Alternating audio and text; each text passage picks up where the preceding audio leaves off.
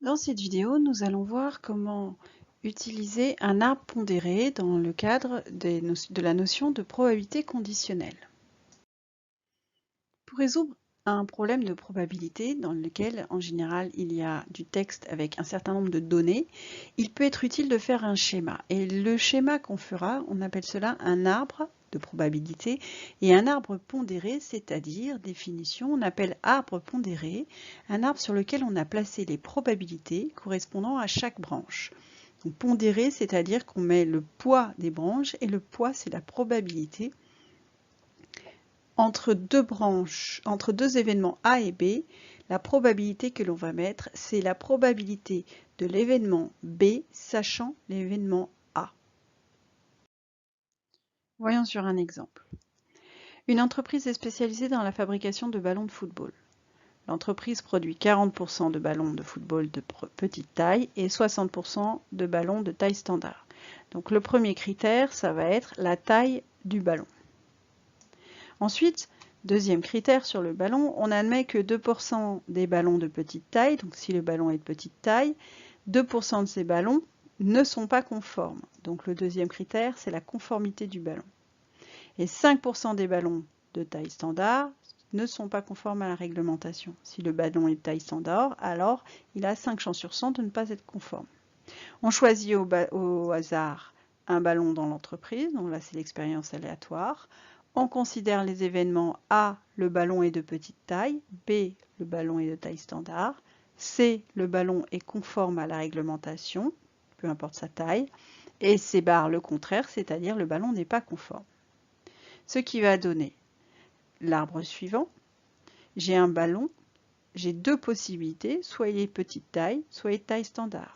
Soit il est de petite taille, soit il est de taille standard. Donc j'ai donc deux branches issues du point de départ. Sur la branche où je dis qu'il est de petite taille, j'inscris la probabilité que le ballon soit de petite taille. Le ballon est prélevé au hasard dans le stock de l'entreprise, par conséquent, là on est dans une situation d'équiprobabilité, et donc la probabilité que le ballon soit de petite taille est égale au pourcentage de ballons de petite taille. On me dit 40% des ballons sont de petite taille, donc ici je mets 40%, c'est-à-dire 0,4. Ensuite, on me dit 60% des ballons sont de taille standard. Donc la probabilité que le ballon soit de taille standard, c'est P de B, elle vaut 0,6. Alors en général, on n'écrit pas P de A égale, on écrit juste la probabilité. Ensuite, si le ballon est de petite taille, la probabilité qu'il soit, dans ces cas-là, il est soit conforme, soit non conforme. Or, on me dit 2% des ballons de petite taille ne sont pas conformes. Donc si le ballon est de petite taille, la probabilité qu'il ne soit pas conforme, elle est de 2%, c'est-à-dire 0,02. Donc c'est cela. S'il est de petite taille, la probabilité qu'il ne soit pas conforme, c'est P de C bar sachant A. Donc c'est ça qui vaut 0,02. Si jamais il n'est pas de petite taille, s'il est de taille standard, il a une probabilité de 5% de ne pas être conforme. Donc c'est ici, cette probabilité-là, qui vaut 0,05. Ensuite, si un ballon est de petite taille, soit il est conforme, soit il est non conforme. Donc la probabilité qu'il soit conforme, c'est 1 moins celle qui ne soit pas conforme. Il n'y a que ces deux possibilités. Donc ici, je vais avoir 1 moins 0,02, c'est-à-dire 0,98. Il y a 98% des ballons de petite taille qui sont conformes.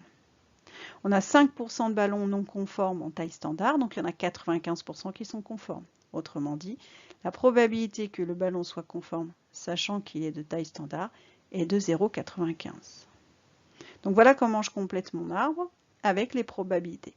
Il arrive dans certains énoncés que je ne puisse pas mettre toutes les probabilités, mais j'en mettrai toujours le plus possible, ce qui me permet de traduire ce texte en un schéma qui est beaucoup plus facile à exploiter que le texte. Je voudrais faire le bilan sur les différents événements possibles. Soit j'ai un ballon qui est petite taille et conforme, donc on va le noter A inter C. Si je suis ce chemin, j'ai l'événement A inter C. Si je suis ce chemin, j'ai A inter C bar, petite taille non conforme et non conforme. Si je suis ce chemin, j'ai un ballon de grande taille et conforme, B inter C. Si je suis ce chemin, j'ai un ballon de grande taille et non conforme, B inter C bar. D'accord? C'est pas parce que je vois la lettre C ici que c'est juste un ballon conforme. Non, ça c'est à la fois un ballon qui est conforme et de taille normale. Ici, c'est un ballon qui est conforme et de petite taille. Donc les ballons conformes, il y en a deux catégories, les petites tailles et les tailles standards. On verra cela plus tard. Propriété. La somme des probabilités situées sur des branches issues d'un même nœud vaut 1. C'est ce que j'étais justement en train d'évoquer. Donc c'est ce qu'on a eu tout à l'heure. Issu du nœud A, j'avais pour les ballons de petite taille, j'avais les ballons conformes et les ballons non conformes. Donc toutes les branches sont là. Et donc la somme de leur probabilité vaut 1. En effet, 0,98 plus 0,02, ça vaut 1. Ce qui, en langage de probabilité, donne P de C sachant A plus P de C bar sachant A égale 1. De la définition de la probabilité conditionnelle qu'on a vue précédemment, on peut déduire la propriété suivante. Donc la probabilité conditionnelle disait que P de A sachant B égale P de A inter B sur P de B.